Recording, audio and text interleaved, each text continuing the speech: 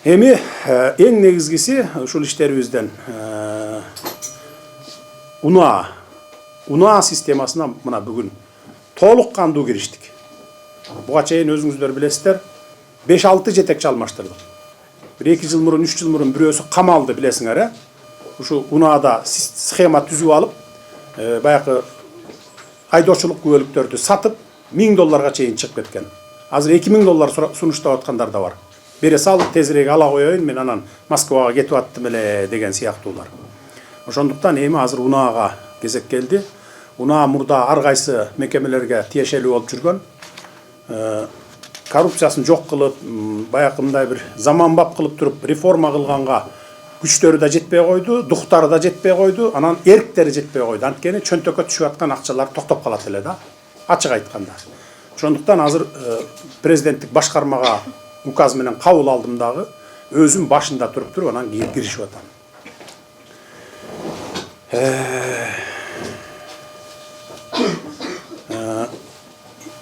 Эмне үчүн дегенде, мисалы мына эски айдоочулук күбөлүктөр. Эски айдоочулук буга чейинки мына 25-жылга чейинки 5 түрү чыгыптыр мынакей. 4 түрү чыгыптыр, 4 түрү. Тигил ID паспорт экен. Мону любой жерде жасап алса болот.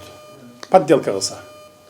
Мунун подделкалары ушул, анан могул ID карттын подделкалары менен бүгүн дагы чет өлкөлөрдө машина айдап жүргөндөр бар.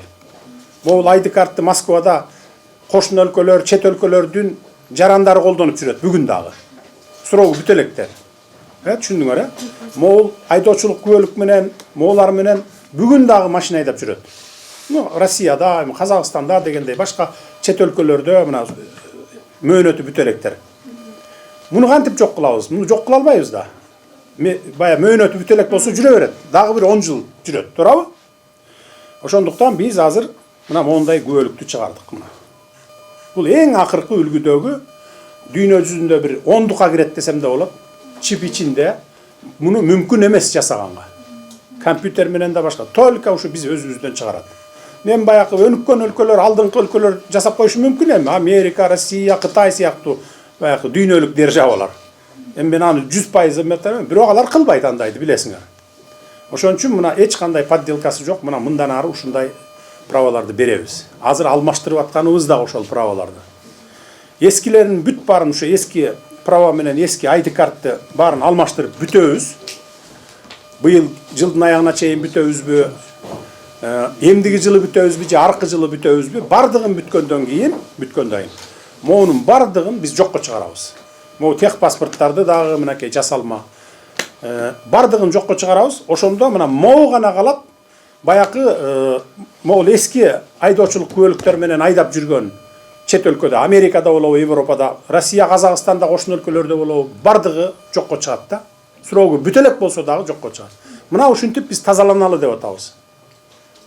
Түшүндүңүздөр, Паспорт мына, илгерки паспортубуз. Бир да бир кыйраткан жеринде бир защитный элементтер толук эмес болчу да. Муну эгерде мен кааласам, мен деле жасап алсам болот эле да. Жасалма паспорттарды билесиңер, террористтердин колунда жүргөн, башка өлкөлөрдөн келген мусулман динин кармангандар ушул паспорттарды сатып алып, жасалма паспорттарды ажылыкка барып келип аткандар бар да, Кыргызстандын атынан. Бүгүн дагы бар ушул паспорттар менен барып келип аткандар. Бүгүн дагы мына. Не кылыш керек эле? Биз мына өзүбүз мондай паспортты чыгара баштадык. Муну да жасаганга мүмкүн эмес. Бу да бир дүйнө жүзүндө 10 өлкөлөрдүн 10-дугуна кирген паспорт мына. 10-дукка кирет. Муну эч ким азыр жасай албайт. Муну жасайм дегендер адамдар. Анткени баягы корголуучу элементтери абдан көп мунун. Канча бир 12 элемент кошулду окшойт мурункуга караганда. 18 элемент кошулду мына. Коштук мына.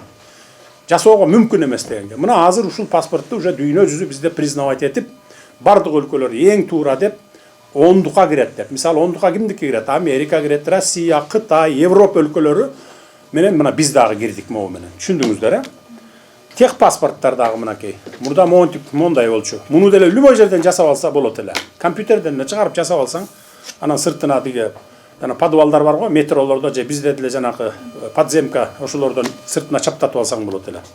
Эми тех паспорт мынакей. Кеп-кичинекей, жөн эле кадимкидей эң ыңгайлуу. Муну да жасоого мүмкүн эмес. Анткени мунун дагы ичинде өзүнүн корголуучу элементтери абдан чоң камтылган. Так. ID карт мен айттым бул боюнча мына. Эми мындан ары ошол мен айткандай метролордо сатпайт. Мурда метролордо сатып жүрчү. Бар бараңарда ошого күбө болгондор Москвада. $5000 ID карт сатчу, мындай ID карттарды $5000. Праваларды канча бир 1000ге чейин сатчу. 1000ге чейин ушу Москвада сатчу. Азыр да ошол правалар бар.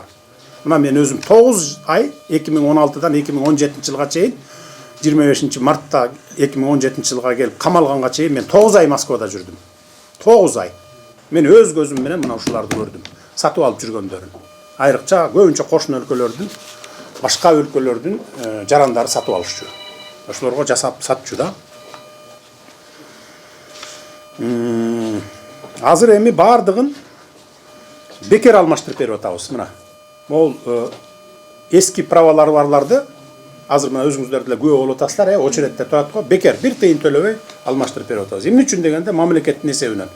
Эмне үчүн дегенде биз мындан ары бул эскилерин жок кылгандан кийин мындан ары Кыргызстанда жасалма паспорт чыгат. Анан Кыргызстанда ушундай документтерди берүүдө праваны болобу, техпаспортту болобу, паспорттарды берүүдө болобу коррупция жок деген өлкөгө айланышыбыз керек.